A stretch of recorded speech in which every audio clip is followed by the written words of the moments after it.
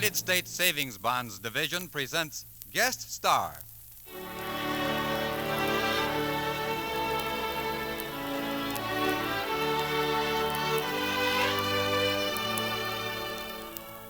How do you do, ladies and gentlemen? This is Jess Barker introducing another Guest Star, a transcribed feature program brought to you by United States Savings Bonds and this station as a public service. Buy savings bonds. Buy them regularly through the payroll savings plan where you work, or if you're self-employed, through the bond-a-month plan where you bank.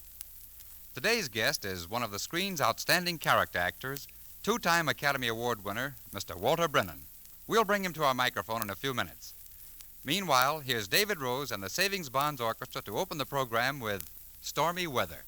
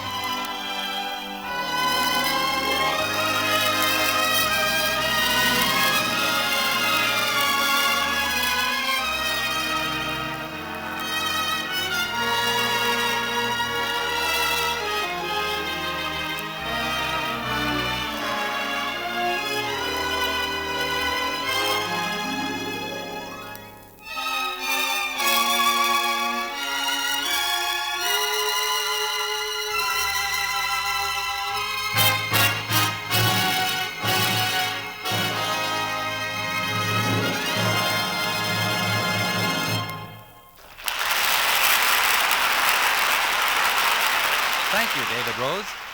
And now, friends, our special guest. He plays the lead in a sketch written by Louis Hayward especially for his appearance on this program entitled At Ease. Here he is, Mr. Walter Brennan.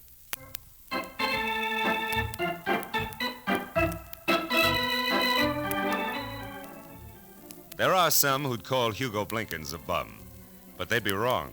For if you would ask Hugo himself, he'd say, I'm no bum. I'm a hobo. The Knights of the Road are always quick to point out the fine line of demarcation between a bum and a hobo. A bum won't ever work, but me, why, I'm willing to work, sometimes.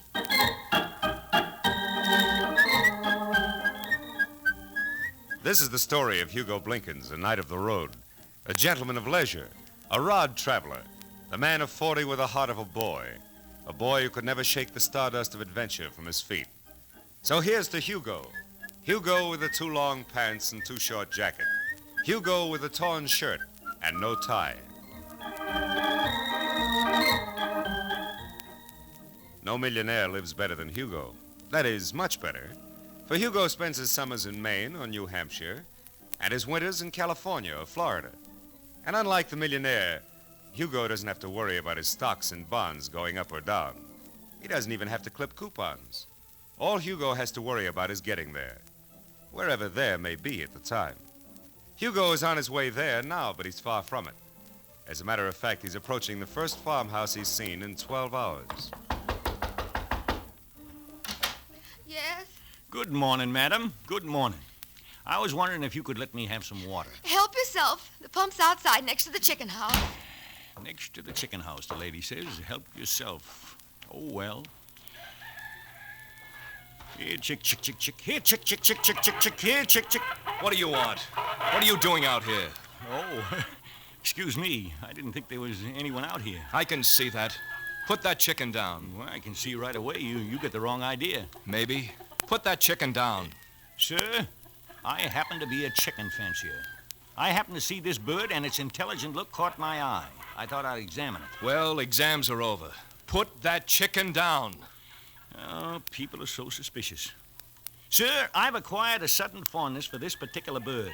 Now, if there's anything around the place that has to be done, why, I'd be glad to work together. Well, there's plenty to be done if a man wants to work. I don't know why I should worry about this place. I'm leaving today. But if you really want that chicken, you can have it after you give the chicken house a good cleaning down. Ah, it's a deal. But you said leaving? I kind of thought you was the owner. I am, but I'm leaving. Oh, can't get along with the country?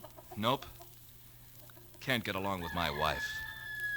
You better get to work. Right. Shh, shoo, move over there. Say, ain't you girls ashamed of keeping yourselves so dirty? Shoo now, shh. Hey, mister. Yeah? You got a broom? You can get a broom and shovel up at the house. Ask my wife for it.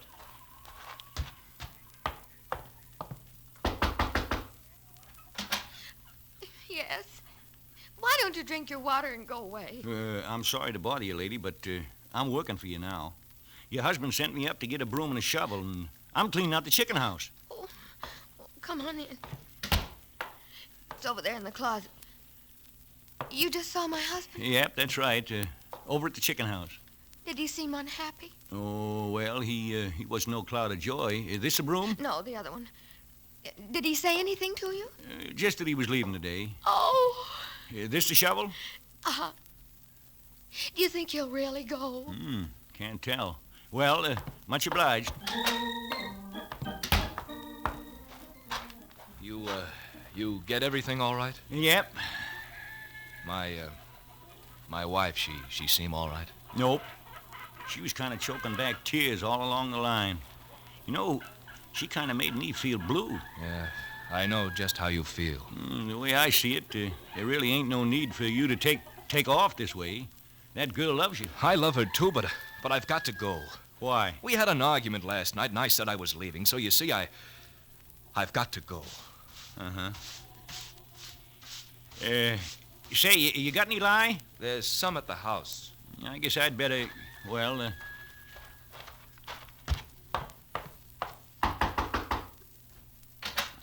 Oh, are you through?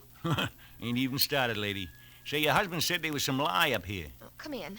It's under the sink. Is that all he said? No, he kind of let slip that he loves you. Oh. But I don't think he'd care to have me repeat it. He did say he loves me. Uh-huh. Is this all the lye you got in the house? No, there's some more in back of the chicken house. Hank never knows where anything is. Poor Hank. I'll go down with you and get it. It ain't necessary. I'll find it. No. I'll have to show you where it is. Hey, mister, your wife... Did she say any... Oh, hello, Nancy. I just came down here to show your friend where we keep the lye. Oh, that's all right. You don't have to apologize. I'll be out of here just as soon as Bill comes by in his Ford. You know something, mister? You're kind of stupid. Here you got a beautiful missus, a nice farm, and you're walking out on her because some stupid little argument come up. What makes it worse, you still love her. Now, look here, we don't need any help on our personal problems, thank you. Yeah, that's where you're wrong. I think you do need help. Lots of it, because, well, if you'll forgive me, I don't think you're over bright neither. This guy loves you, and you love him. Otherwise, your eyes wouldn't be as red as they are. You're letting him get away. Guess people don't know when they're well off. I guess you're right. Oh, Hank. Oh, darling, we've been stupid, both of us. And we do love each other. very much. Hey, mister, this the chicken you said I could have? Oh, take anyone at all. And make sure he's nice and fat. Yeah, well, don't worry about that. I did. Well, so long, folks, and much obliged. So long, and thanks a lot. Oh, isn't he a wonderful little man? Oh, yeah, he's wonderful. Hey, What is it, darling? he took the chicken and he didn't even straighten out the chicken house. What? Oh, well, let him go, darling. He's done much more. He straightened out our lives.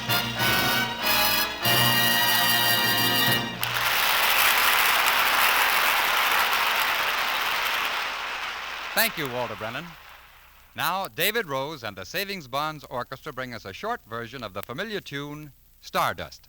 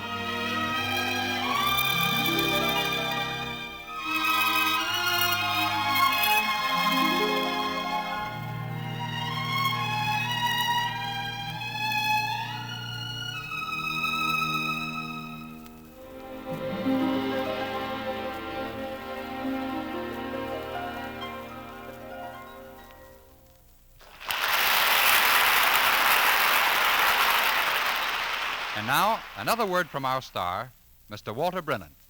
The idea of a life of ease, especially when you get a little older, is something every one of us likes to think about. Well, if you'd like to retire someday, here's a good way to go about it. Start right now building a nest egg of United States savings bonds. Then when the time comes, the money will be there for you. Meanwhile, those bonds will be growing in value year by year. And best of all, they're the world's safest investment, backed by the finest country there is. I buy savings bonds myself, and I urge every one of you to provide for a secure future by buying them too. Goodbye, everybody.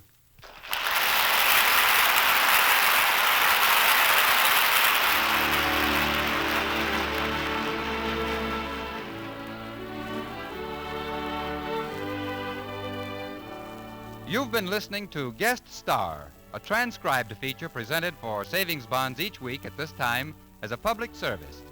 Our guest today was the distinguished character actor, Mr. Walter Brennan. Featured with him in the sketch were Lurene Tuttle, Peter Leeds, and Gerald Moore. Direction was by Louis Graff. David Rose conducted the Savings Bonds Orchestra. Join us again next week, won't you, when we'll have another fine star to greet you. Meanwhile, this is Jess Barker saying so long with the suggestion that the purchase of a savings bond is a step toward security.